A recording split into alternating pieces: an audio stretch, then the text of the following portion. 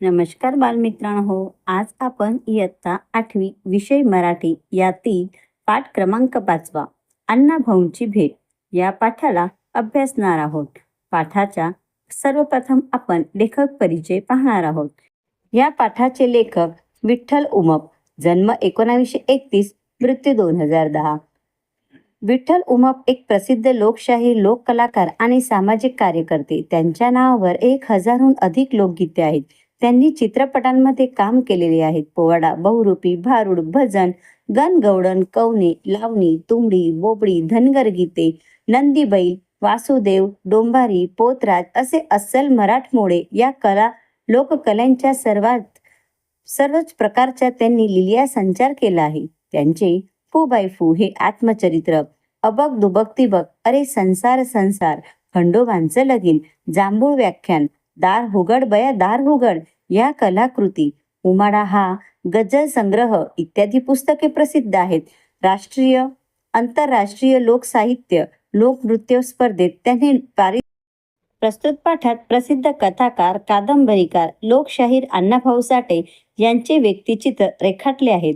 कादंबऱ्या, अनेक लोककथा, लोकनाट्य यासारखे लेखन करणारे अण्णाभाऊ साठे हे एक अत्यंत झंझावाती व्यक्तित्व होते. त्यांनी दीनदुबळ्यांच्या जगात कायम वास्तव्य केले. त्यांच्या मनातील गोरगरिबांविषयीच्या व्यापक सहानुभूतीचा आणि उगवत्या कलाकारांना प्रोत्साहन देण्याच्या वृत्तीचा परिचय या पाठातून आपल्याला होतो. प्रस्तुत पाठ हा फू बाय फू या आत्मचरित्रातून घेतलेला आहे. चला तर विद्यार्थी मित्रांनो, आपण पाठाचे आदर्श वाचन करू. माझे आकाशवाणीवरील कार्यक्रम फार गाजत राहिले. ते अण्णाभाऊ साठेंनी बऱ्याचदा ऐकले. एकदा अण्णाभाऊ साठे यांनी मला चिराग नगरात येऊन भेटा असा भिकाजी तोपसुबदर यांच्याकडे म्हणजे माझ्या मित्राकडे निरोप पाठवला. मला अत्यानंद झाला. एवढ्या मोठ्या माणसानं मला भेटायला बोलवलं म्हणजेच काहीतरी शाहीर कार्यक्रम असावा. दुसऱ्या संध्याकाळी 4च्या सुमारास चिराग नगराच्या खाच खळग्यांची आबडधोबड वाट तुडवीत मी अण्णांचं घर विचारत एका झोपडीपाशी आलो. त्या झोपडीच्या दारात वलानीला बाळावती सुकवत घालत असलेल्या बाईला अण्णाभाऊ साठेंचं घर कोणतं म्हणून विचारलं. ती म्हणाली, ही बघा डाव्या अंगानं असाच मोर जावा, तिथं चायवाल्याचं हाटील हाय. अगं तेत्याच मोरल्या अंगाला इशारा, तिथं जयवंताबाई हायाती या.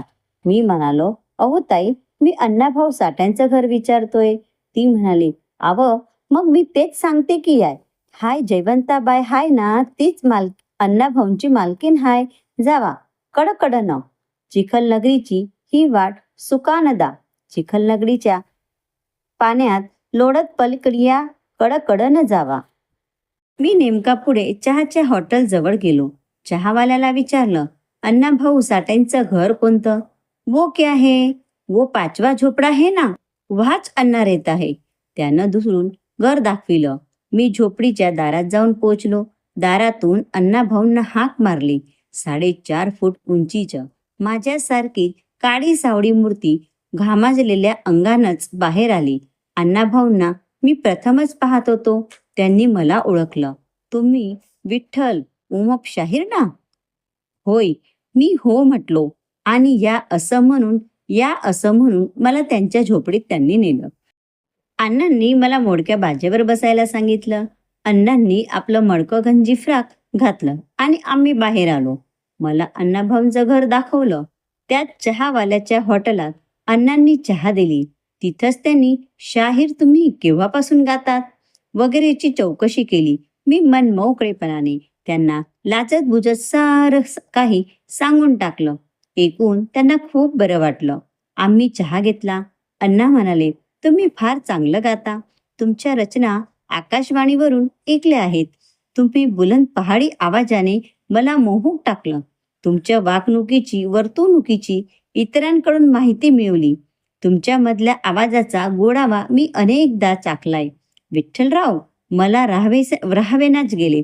तुम्हाला केव्हा भेटेल असं सारखं वाटत होतं आणि तो सुदिन आज उगवला हो. अण्णाभाऊंची व माझी पहिली भेट 1963 वा 64 सालातच झाली असावी. अण्णाभाऊ, आपण थोर साहित्यिक आहात. आज आपल्या दर्शनानं मी धन्य झालो. यापूर्वी मी आपल्याला पाहिलं नव्हतं, फक्त नावानंच ऐकून होतो. असं म्हणताच अण्णा हसले. आता आपली गट्टी जमली हं. माझ्याकडे येत चला, विसरू नका. एवढ्या मोठ्या शाहीरने आपलेपणाने मला जवळ केले. अजून काही फार वर्षाची आमची ओळख आहे. अशा पद्धतीने माझ्याशी त्याचं बोलणं वागणं चालतच होतं. पहिल्यांदाच भेटीस मी त्यांच्या प्रेमात पडलो. अण्णांचा निरोप घेऊन मी घरी आलो.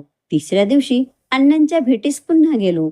आता मोडक्या टेबलावर तुटक्या खुर्चीत बसून एका दांडीला नेमका धागा बांधलेला तुटका चष्मा डोळ्याला लावून अण्णा काहीतरी लिहित होते. तेव्हा जेव्हा मी जाईल तेव्हा ते लिहितच असत. 5 मिनिटं मी आतल्या एका बाजूला उभा होतो. तिथं पाणी साचलेलं छोटंसं डबकंही होतं. चुलीजवळ साठेवहिनी गालाला हात लावून विचारमग्न बसल्या होत्या.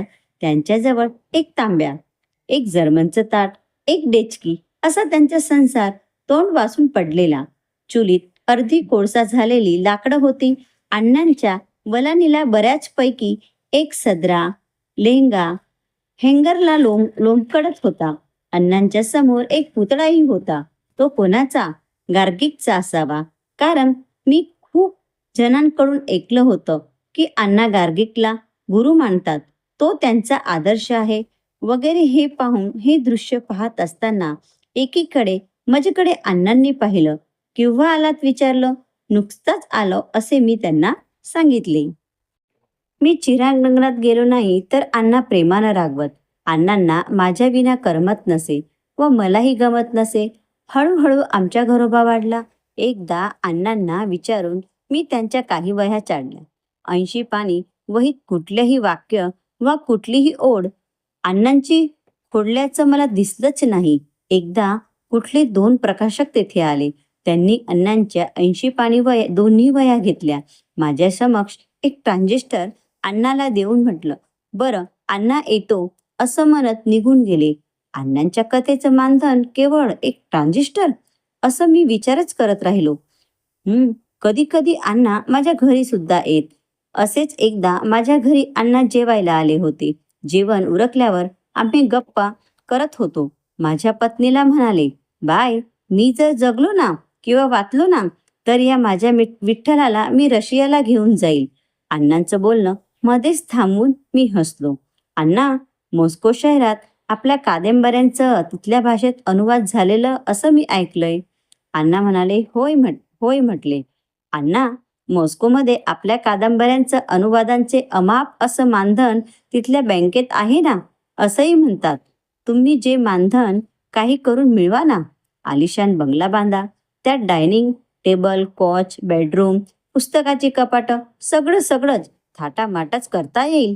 आणि अण्णा, तुम्हाला लिहायला सुरेख टेबल, त्यावर टेबल लॅम्प, लिहायला उत्तम लेखण्या असा सरंजाम असल्यावर तुम्ही जेही लिहिणार ना त्याहून अधिक तुमचं लिखाण हे सरस होईल.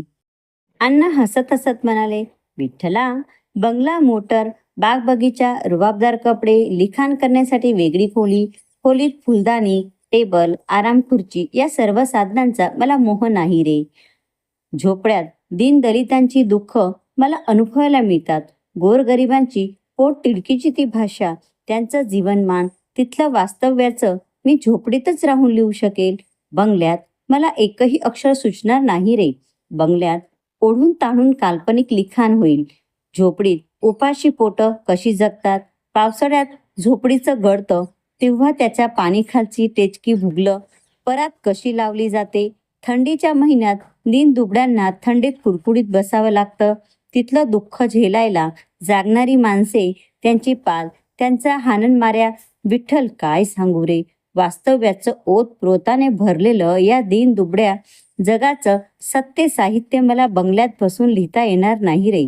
माझ्या कादंबऱ्यांचं मानधन त्या मॉस्कोतच राहू दे. त्या संपत्तीने मी बिघडून जाईल रे. गरीबाला विसरून जाईल. सत्य लिखाणाला पारका होईल. म्हणून मला ते मानधन नको. अशा प्रकारे बालमित्रांनो, प्रस्तुत पाठात अण्णाभाऊ साठे यांची वास्तविक परिस्थितीचं लेखन करण्यात आलेलं आहे. त्यांच्या मनातील गोरगरिबांविषयीची व्यापक सहानुभूतीचा अभ्यास दाखविण्यात आलेला आहे.